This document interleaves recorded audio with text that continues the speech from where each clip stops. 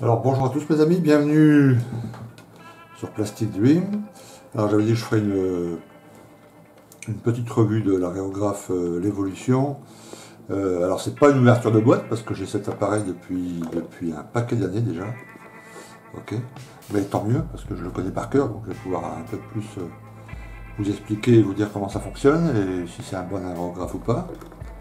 Alors c'est la version Évolution, il y a deux versions pour l'Évolution. Il y a le normal entre guillemets et il y a le CR+. Le CR+, il a 3 couches de chrome. Il est chromé en 3 couches. Ce qui fait qu'on peut passer n'importe quel produit. L'autre aussi, hein, on peut passer n'importe quel produit, mais il y a des parties par exemple qui partent pas, qui sont sensibles à l'acétone et à des produits très très corrosifs.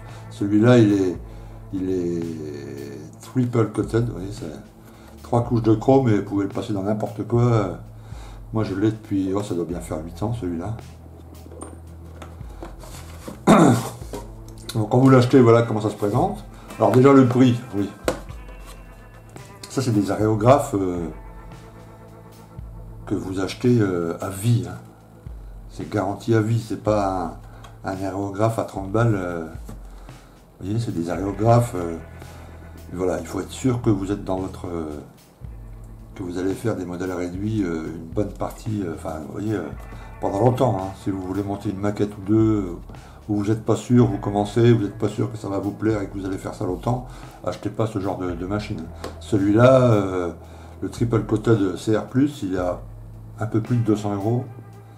Et le normal, il est à 100, bon, je crois que je l'ai vu à 180 dans ce $. Voilà. Donc c'est des machines quand même, sans que l'aréographe, hein, pas le compresseur. Hein. Donc c'est quand même voilà, une machine qui coûte assez cher quand même. Hein. Okay. Par contre, si vous êtes sûr, voilà, que vous en avez déjà fait une ou deux maquettes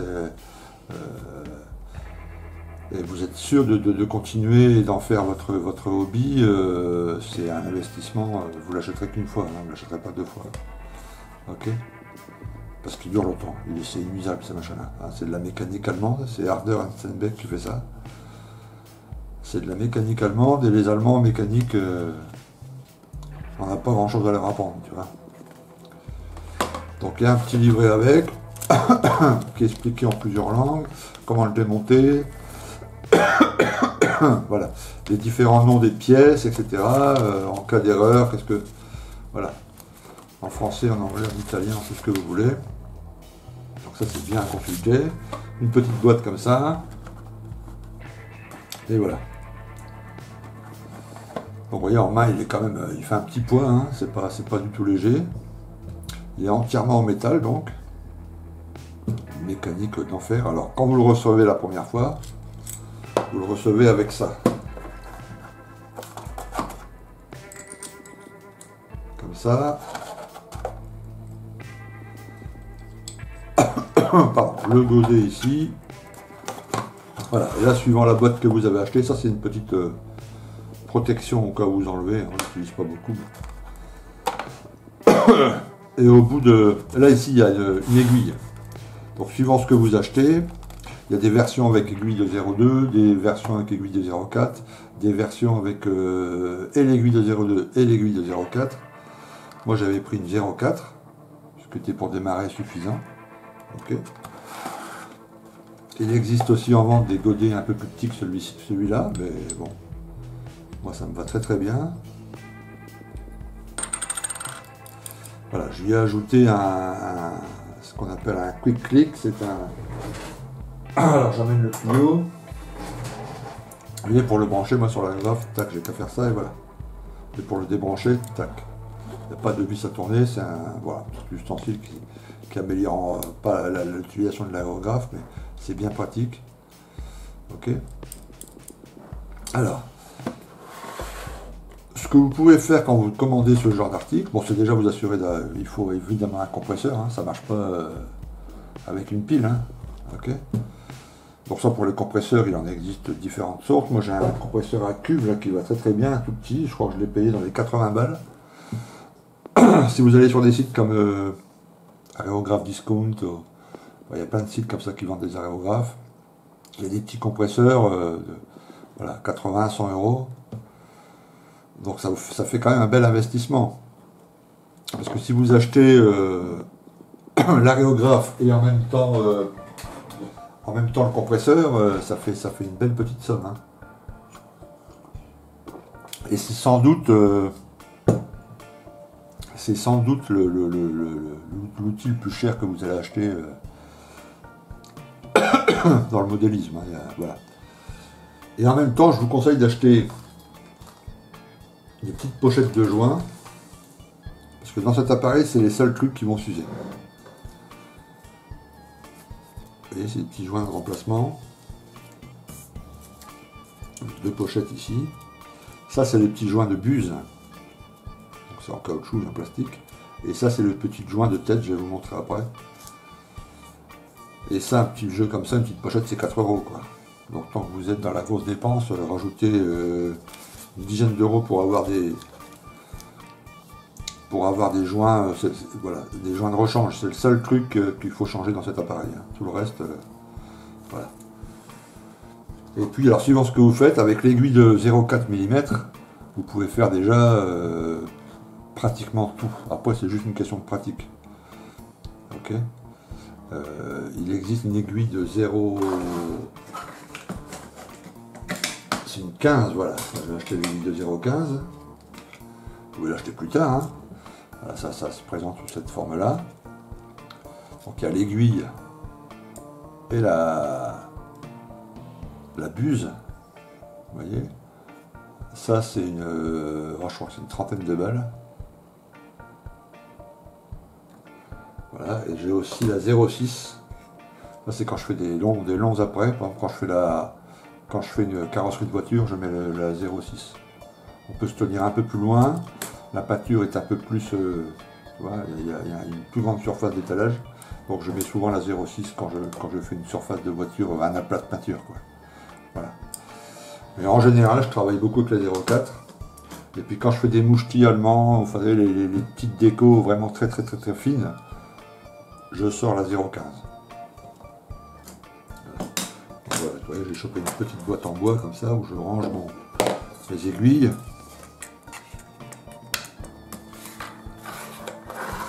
Alors on va le démonter, je vais vous montrer comment ça se combine à l'intérieur.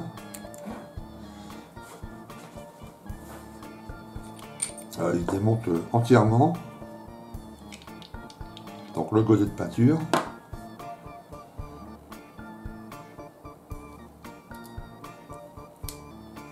Oups. La tête. La fameuse buse, qui est une toute petite pièce. On dévisse ici. Le petit vis qu'il y a là. Et l'aiguille, on la pousse. Alors, pardon, l'aiguille, on ne la pousse jamais dans l'autre sens. Je vous explique pourquoi. C'est une habitude à prendre en fait. Parce que quand vous allez nettoyer votre aréographe, le bout là de cette aiguille, il sera sale, il sera gorgé de peinture. Si vous le retirez dans l'autre sens, toute cette peinture, vous allez la mettre dans l'intérieur de l'aréographe. Vous voyez, en tirant. Donc vous allez salir tout l'intérieur ici. Et il n'y a pas besoin de le salir. Vous poussez là un coup, vous chopez ici l'aiguille, ok. Après dedans tout se démonte. Voilà.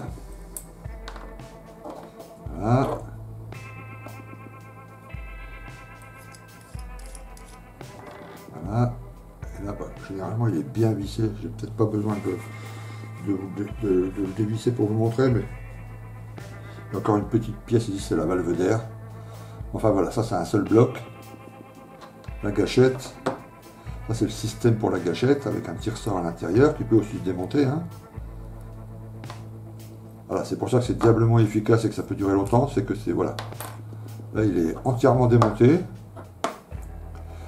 Et c'est des parties en acier trempé, quoi, c'est du costaud. Hein. Donc ça, en prenant soin, vous l'avez pour toute votre vie. Il n'y a aucun souci. Et encore après, vous pourrez le laisser en héritage à un de vos fistons, parce qu'il marchera encore pendant de nombreuses années. Hein. Ça peut pas se casser ce genre de truc. Ok. Voilà. Et pour le remonter, c'est très facile. Alors, une chose à faire gaffe tout de suite à bien comprendre, c'est ça, c'est l'aiguille. l'aiguille, elle est pas fragile, c'est de l'acier, c'est la petite pointe là au bout qui est fragile. Si cette pointe, vous venez à la tordre, en la nettoyant par exemple, ou là, sans faire exprès, vous la cognez dans quelque chose et puis le bout se tord, c'est fini, c'est mort. Donc là, il vous faudra recommander une aiguille. Donc il faut faire vraiment très très très attention au bout là. Puis en le nettoyant, vous voyez, quand vous le prenez, je vais prendre un petit bout de sopalin. Quand vous le nettoyez, voilà, vous faites comme ça, puis vous tournez tout doucement. Vous voyez, voilà. Faites gaffe en la posant, faites gaffe en la prenant. C'est la pointe là, il faut faire très très attention. Ok, on va remonter l'affaire.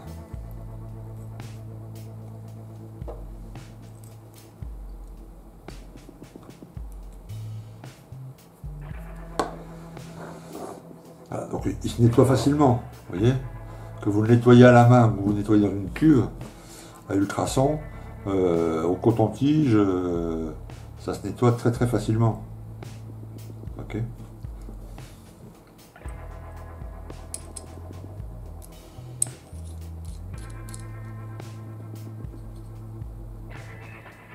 Voilà, une fois qu'il est propre, pour pas abîmer,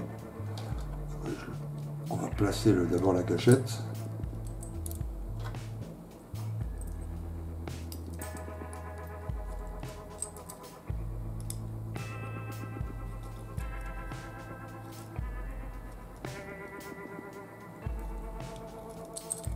Oups.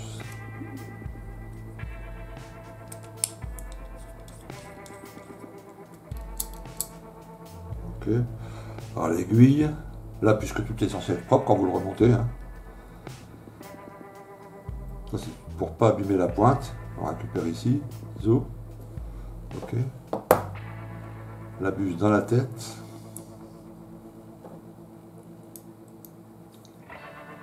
On serre bien fort. Voilà. Ensuite on pousse l'aiguille pour qu'elle vienne buter contre la buse. On ferme ici. On bloque ici. Et voilà. On rebranche le système. Tac. Voilà. Là on prend le cercle pour vous montrer un peu. On rebranche. Ouais, ça va vite, hein.